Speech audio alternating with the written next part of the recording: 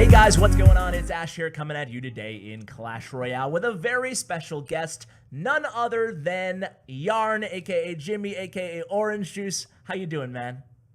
What's up? It's been a pleasure joining your channel, and I'm excited to do this. Yeah, I don't know if it's been a pleasure yet. Wait till I'm done with my questions, man, because I got some tough ones for you. Okay. They're not going to be softballs, man. I do like that. Let's hop right into them. Honestly, it's a real honor to have you on. We've kind of worked together before in like 2v2, I believe, but never had you on to really ask you questions. You've been a huge popular request from my fan base, unbelievable. Every time that I get compared to you or say that, you know, Ash, you're my second favorite YouTuber to OJ, I feel flattered to even be in the same sentence as you. So thank you for coming on. It means a lot to me. I'm flattered. Thank you for that. No problem. So, you know, let's get to the most pressing question, because I'm not sure if you know this, OJ, but I have a 4.5 female demographic. So that means there could be dozens of ladies out there watching right now. So my question to you is, most importantly, and people, like, you can turn off your recordings after this, is, are you single? Is OJ single? I am single. I am looking for some single archers, maybe some single bandits. I love that silver hair, you know? Oh, okay. I actually like where you took that. So do you think that archers and bandits are mostly your style if you had to compare like what you're looking for to a Clash Royale character? You know what? I could go for the bandit. I'm digging that silver hair. I'm actually gonna dye my hair silver next week. I can see you with a bandit, man.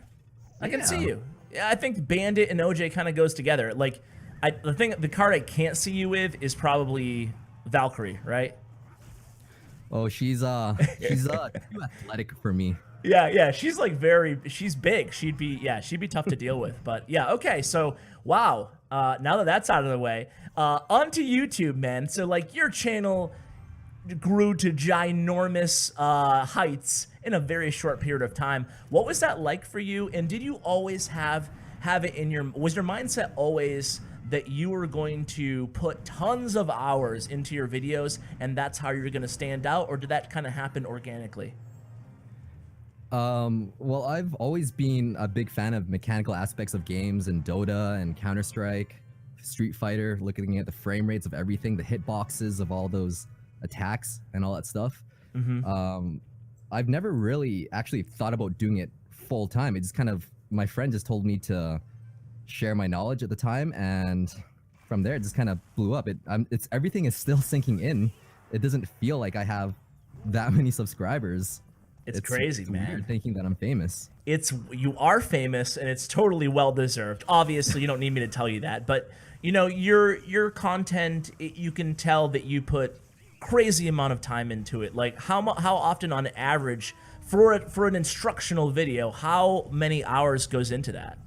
You know what? I'm getting a lot better with that. When I first started, how to counter or how to use the lightning spell, that one took me 40 hours because I've never edited a video in my life before. Yep. And now that I'm getting better, not only are the videos twice as much content, but I can edit it in half the time. So it can take anywhere from 15 to 30 hours now. So it's a lot less than the 40 that I used to do, and it's double the quality, OJ.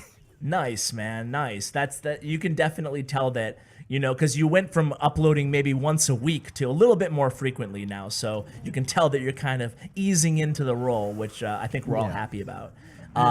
Moving on to one thing about the videos. Sure. You probably noticed that I haven't had many strategy videos out this month.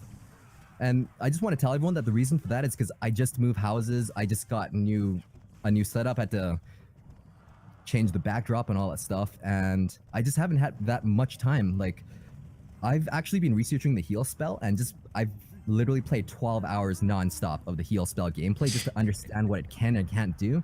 So don't worry, everyone, I will be getting back to strategy. The 2v2s were really fun, and that actually took me by surprise. I really enjoyed the face cams, but I am absolutely still sticking to strategy.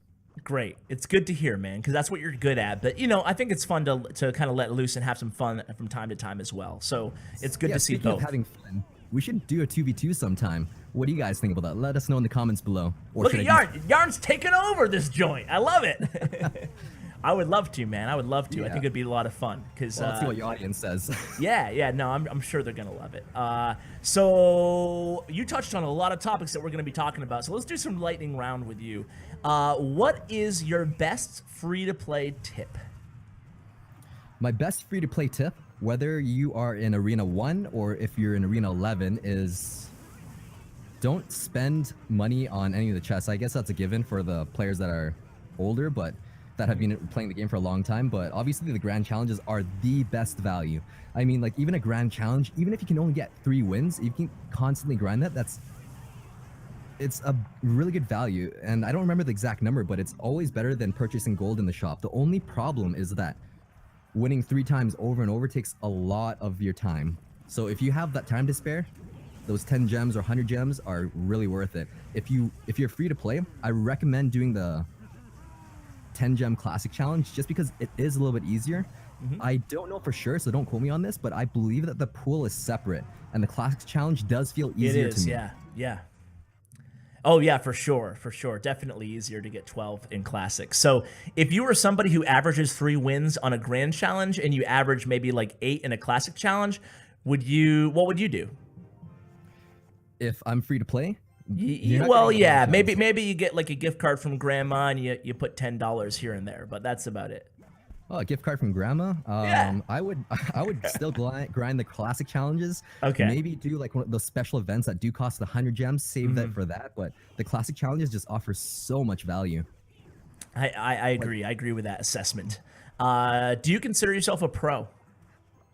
Sometimes I am, sometimes I'm not. It's really weird because there are moments where I'll be able to play the game for a month nonstop and I can get 12 wins back to back to back to back. And then there are months where I'm just so busy editing strategy videos that I've literally don't even have time to play, and I don't even collect my crown chest for like a week straight. Wow. So during those moments when I'm really into the editing all the videos, I'm so bad. I'll get 0 wins 5 times in a row. I'm not even joking you. Well, we appreciate your honesty and your candor there. I'm somewhere in between. Like, I play more often than you, but I also don't edit as often as you. So I think that I'm still consistently above average, but definitely nowhere near the pro level, my own self-assessment. But so, I mean, so since I do get 12 and since I do get 0 consistently, I would say that I'm extremely average. Well, I don't know, man. I don't know if that's fair. I think that I'd rather be you than me, I think. I'd rather be great at times than, whatever, mediocre or above average. Anyway, whatever. Thoughts on 2v2? Can it be a competitive mode in the game, like legitimately, like seriously, like live events and, $1,000 tournaments? I already feel that it is very competitive. At first, it was hard to kind of assess what was going on, just because when we were playing in the developer build, before it even came out, it just felt so there's just so much chaos. But after it came out in the game and we played it for a day, I'm not gonna lie, I probably played 100 games the very first day it came out. And me too. It was crazy.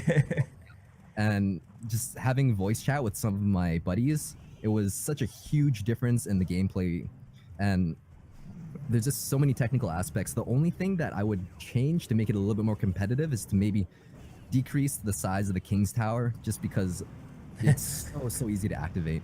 It is. It's almost a given that if anybody's running Tornado, you're going to be 100% activation. Oh yeah, and you got to be running Tornado. Of course. Tornado's so OP. It's crazy. RG. Do you like the changes to RG? I was fine with it before the balance changes, but I do understand that it was necessary to be done. There was just such a dilemma between it, because if you have max cards against a max roll giant, I didn't really have that many issues. In grand challenges at tournament standard, I didn't have issues. But from a player that only has level 10 commons facing a level 13 roll giant, I can definitely see how frustrating that really is. And common cards are the easiest to max in the game. All of my commons are maxed, and all of my rares are 1 or 2 levels below. My legendaries are 2 levels below.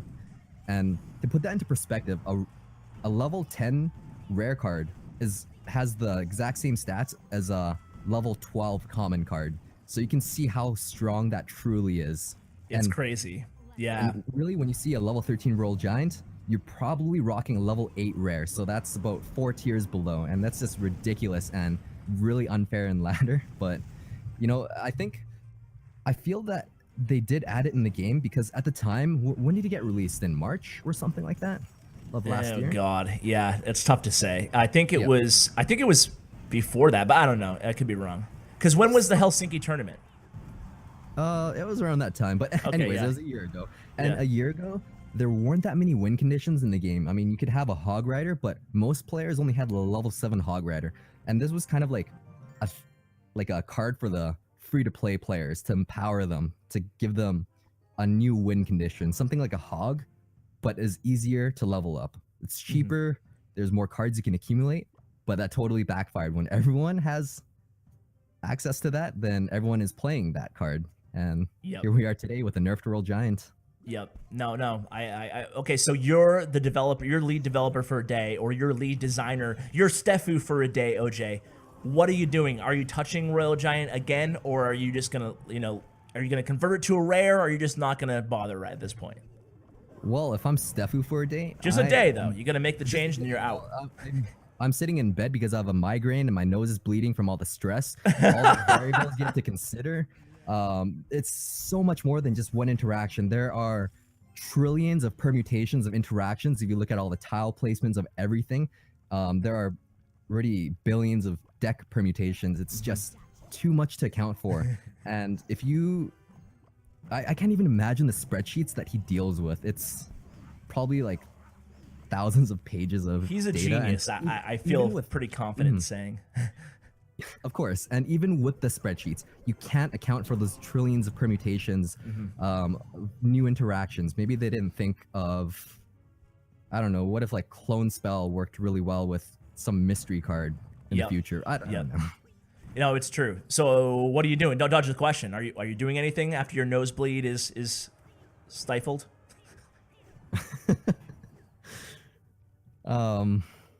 What was the question? I trailed off so hard there. You're Stefu for a day. What are you gonna do about Royal Giant? Well, he's already nerfed. I feel that You're 2 second good with deploy him? time was. Okay. I'm okay for now. I mean, I haven't played this entire month, so I don't have a feel and I don't have a good answer for that. Okay. I actually agree with you. I think that RG gets a ton of hate, but I think that I feel bad for Royal Giant at tournament level standards because anything that you do to him, I don't think he's as annoying. I don't think he's as annoying anymore with the 2 second deploy time because he really suffers in the pocket like on the opponent's side of the arena because it's just not the instantaneous damage that you used to get. But I don't know. We'll see how it does. I feel like it was a good change. I am very happy that he doesn't guarantee absolute damage when a tower is taken anymore. So that's a very huge positive side, regardless of tournament standard. Yes, agreed. Okay, so why the graveyard hate, OJ? Whoa! Who said I hate graveyard? I just think it has no place in the competitive scene. That's all. That's true. No, that's true. Point well taken there, because you tweeted out that graveyard requires skill, but you don't like that it's the only random card in tournament play and competitive play. Talk a little bit about graveyard and what you would do, if anything, to change it. Now, here's the problem with graveyard is that there are no absolute counters to it. That is the problem because, for example, the baby dragon, you could defend it successfully at the optimal placement and it would shut down the graveyard completely. There would be 0 damage to your tower. And then there are times where the graveyard and the baby dragon is planted at the exact same spot, same timing and everything, and somehow 1,000 damage gets done to your tower because 2 skeletons decide to spawn in the corner so the baby dragon didn't utilize the splash. So that is the random factor that really, really bothers me. Now, others have argued that randomness is good for the game, but if you look at, say, League of Legends, Dota, anything with critical strike, that is kind of random, but they also have this term called pseudo-random distribution where it kind of equalizes all the damage over 100 hits. So on the first hit, if you're... Yeah, I don't have to explain it. Yeah. But I'm just saying graveyard is too random for competitive play. It's really fun on ladder. It's really fun in grand challenges. Sometimes you win, sometimes you don't. That's fine. But in competitive play, let's say if $1 million is on the line and the guy lost, a very skilled player played flawlessly, but the randomness of the graveyard cost him that game. That to me is not fair. So it has no place in the competitive scene from that logic, at least. Yep, you know what? You bring up a really strong point. I actually had a Sopa on the channel talking about the same exact thing, making the same point there. And I think I tend to agree with you. I don't dislike the card. I like the card a lot, and I think you do too. But it is kind of weird. Do you think, I know you were a big Clash of Clans player back in the day, and one of my solutions for the graveyard is actually maybe giving it 3 or 4 patterns, kind of like the lightning spell in Clash of Clans, where you're guaranteed to get a spawn of 1 of 3 or 4 patterns. That way you can try to identify, a good player might be able to identify what pattern is coming at him, and then they can hard counter it. Do you think that's a viable solution? It still keeps some randomness with the card, but you know, there's actually a little bit of prediction as well. I know exactly what you're talking about. For the lightning spell in Clash of Clans, it wasn't random though. You knew the exact sequence if it was used on your first spell or the first That's true. spell. That's that true. sequence was always set in stone. So that was predictable, and I did like that lightning because of that. But either way, though, no, that's a good point. But either way, do you think it could be something like that? Not. I don't think it would make sense to change it on the first, second, third, and fourth, but just making it, you know, one of a set of variables, you know. Yeah, I think it should have a set spawn sequence. You think it should be the same every time? I think so. Okay. I mean, I'm not Steffu, and there are trillions of interactions. I haven't tested this theory, and I could never test it, but it does make sense to me to kind of change it in that direction, or at least test it in that direction. Yep, dude. Hey, tough questions, man. I know. I said fastballs coming at you, but no, I think that I wouldn't want. I don't think. I mean, and what do I know too? I agree. And who am I to argue with the great OJ? But I think that I would have like a few different, you know, spawns, and then it would randomly choose between 1 of 3 or something like that. Anyway, whatever. I don't know. I haven't heard any talk of them even considering changing Graveyard personally, so I don't know if that's going to come or not. Or have you talked to anybody in Supercell and heard their stance on Graveyard at all? No, I haven't really brought up the topic with them, but I do think that a quick fix is just to ban it from competitive play. The tournament organizers just need to have that not on the roster of cards that you can play. Okay. It should just be auto banned right now. Auto banned until there's a solution to that. Okay. What's your favorite card in the game? Softball for you. My favorite card in the game? Probably the Bandit. I'm digging her hair. Man, that crush. The crush lives on, man. But for real, I do love her dash. It's such a unique mechanic. It's so fun. I love it when she dashes past the log. When she connects to that tower and that bat just swings, I love that sound. There's no better feeling in the game than the Bandit connecting to a tower and the Battle Ram connecting to a tower, in my opinion. No, the Elite Barbarians connecting to the tower. That's an amazing feeling. Dude, you're going to get so much hate in this video. So, OJ, hey, if you're all the single ladies out there, if you're looking for a guy who loves Elite Barbarians and wants Graveyard nerfed and removed from the game in competitive play, OJ's your guy. Just doing my part to help you to play Cupid, matchmaker for you. Best man ever. Least favorite card? You know, besides Graveyard. I don't think there's a least favorite card. I don't even dislike Graveyard. I know. I'm giving you a hard time, man. Yeah. I think every card in the game has its role. There are certain cards like Clone Spell and Rage that could use a bit of tweaking, but I don't dislike them. Even though Clone Spell isn't that versatile, it's really, really fun to play, especially if you can get a Goblin Barrel clone going on just for fun. They all serve different purposes. Some are more competitive than others, some are more fun, but every card has a role in the game. There's no card I hate. Okay. And I've had that role since day one, even in March when I was the Mortar Master, and I was actually ashamed to tell anyone because look at what happened to that Helsinki tournament. I know. Don't remind me. Don't remind me. It was Steroidy 69. Steroidy 69. It's yes, implanted in my head, OJ. Yeah. Oh man, I remember that. That was awesome. It was a fun time. It was so much fun. Yeah. Well, you mentioned Rage and Clone Spell, and it's funny that you mentioned those two spells because, in my opinion, I think that Heal is going to fall in that category. Is a little bit underwhelming. How do you feel about it? I think a lot of the community disagrees with me and thinks that Heal's going to be earth-shattering. Where do you kind of fall on that spectrum?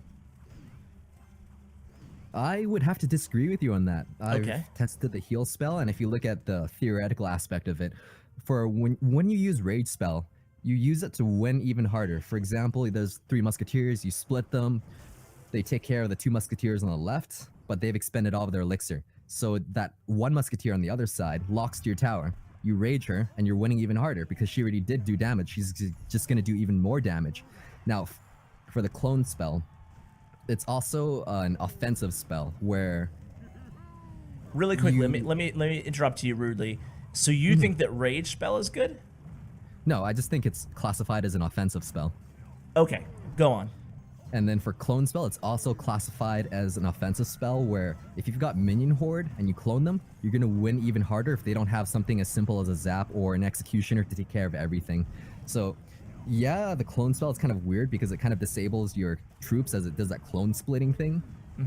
But that's also kind of a win harder kind of aspect. Whereas with the heal spell, it's more of a defensive spell that you use on their side of the map. It's like it's a defensive assault card, if that makes sense. Okay, so give me a scenario where you think it might be best used. You played tested it for 12 hours. I haven't. I played it for half an hour. So so tell us. Beatdowns for sure. Anything with over 600 health. Think about it this way: like when you have, let's say you have a giant executioner, ice wizard, lumberjack, everything's coming at you, and they fireball it, and then they have a wizard. That's gonna shut down a lot of that push, provided that they can take care of the giant with like an inferno tower or whatever. Now, heal spell completely reverses that. Whereas if you froze them, they're still gonna be at critical health. Most of those guys, the musketeers, will die to zap and fireball. Rage will help them take care of the units a little bit faster, but they're still susceptible. They're still vulnerable.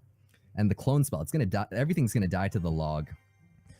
Yeah, I mean, you definitely bring up a good point, and it does seem scary thinking of like a golem elite barbarians baby dragon heal. You know, I mean, forget it, RIP, right? But I feel like, I mean, everybody's worried about Lava Loon with heal, and I'm worried about that too. and I'm not so worried, and maybe I'm incredibly wrong, and I hope I'm not. I hope I'm right, but maybe I'm wrong. I mean, if you disagree with me, then I'm probably wrong. But You're not worried? here's my thing. Here's my thing. No. Here's the thing with heal in Lava Loon, right? I think it's going to be effective. Don't get me wrong. So I don't think it's going to be useless, but I think it will be effective kind of in the same way that clone in Lava Loon is effective. Like maybe not tier 1. I would compare it more to freeze. Okay, freeze or clone. Like, I think it will be viable and tough to deal with and annoying, but I think that it could just easily be interchanged with, say, arrows for the same cost. And arrows getting that instant kill of, say, minions or minion horde, comboed with the Lava Loon. I think that, right. It's going to be more valuable in some scenarios, and it's going to be less valuable in others. But think about it. When you have a Lava Hound in a balloon heading towards a tower, oftentimes that balloon's just gonna get there, like it doesn't need the heal oftentimes. Let me paint you a picture right now. So imagine one of your towers is down and you see a lava hound coming, right? Once it crosses the bridge, your princess tower connects to the lava hound, and then you counter the lava hound with minions, right? And then they send in a balloon right in the center of your map, and you put down a freeze spell. Do you freeze the king tower and the princess tower, or do you freeze the minion horde, or do you arrow the minion horde? Whatever spell you have. Okay, I was thinking of the defender. You're thinking of the attacker. Yeah, of course. Now, you heal the balloon. That's basically like the reverse area of a freeze spell, because you've effectively mitigated the minion horde, the king's tower, and the princess tower. That balloon will connect. Whereas if you freeze, you can't freeze everything on the map. It's kind of like an inverse of freeze, but not really. If that, I mean, yeah, in your scenario it works out great, but in my scenario it worked out all right. Honestly, I guess what it comes down to for me is that heal spell, not only is it taking up 3 elixir, which is great, it's a very fast duration, which it could be a good thing, it could be a bad thing, but I guess ultimately it's also taking a spot in your deck. So like, how often are you left with just the heal spell, or I should say just clone spell or rage spell, sometimes there's just no great usage other than that one scenario, kind of like you outlined there. And I guess you could make the same argument for freeze, but freeze can actually be used defensively with a great utility as well. So I guess that's my thought process is, you know, sometimes heal spell could just be one of those spells that you end up barely playing, if at all, in a match, you know? Well, with rage and clone spell, it's like you're winning, so you're winning even harder. But with heal spell, you bring back their health, so you're tipping the edge to your favor. I think it's a little bit different in interactions. Also, I do have a little interesting thing where you can use heal spell defensively, and I'll get into that in my video. I'm actually working on that right now. Okay, cool. Because it doesn't work on buildings, but obviously it does work defensively, like on your troops. It's very situational. Okay, cool, cool. All right, well, we're looking forward to that. So obviously we disagree a little bit on heal. Hopefully I'm right, because I want heal to be useful. I really do. I like new cards to be good and successful, but at the same time, I just don't want it to make something feel broken and frustrating in OP, like Lava Loon, which already to a lot of people feels broken and frustrating, you know, in OP. So if it does have a use in the game, that's beneficial, but it doesn't, like, you know, kind of add a huge buff to the already hugely strong strategies, it's a-okay in my book. So we'll see. Before I let you go, man, because it's been a pretty long time, quick thoughts on Night Witch and bats. The bats are going to be really, really fun. They're going to be a great addition to the game as a cycle card. I mean, it's been a long time since they've released something similar like an Ice Golem or an Ice Spirit that can cycle with great value. I think bats are going to be a really good. Night Witch, I'm not very impressed, to be honest. I mean, I haven't done much testing for her, but I wouldn't spend 40k gold on her. Interesting. I actually like both the cards. I like bats because the same reasons you mentioned, so I won't, you know, go over them again. But for Night Witch, I think that her melee attack sucks. You know, it's way worse than the regular witch, but her spawning of the bats is just such an incredibly unique ability that I think that, you know, she could be underwhelming very easily.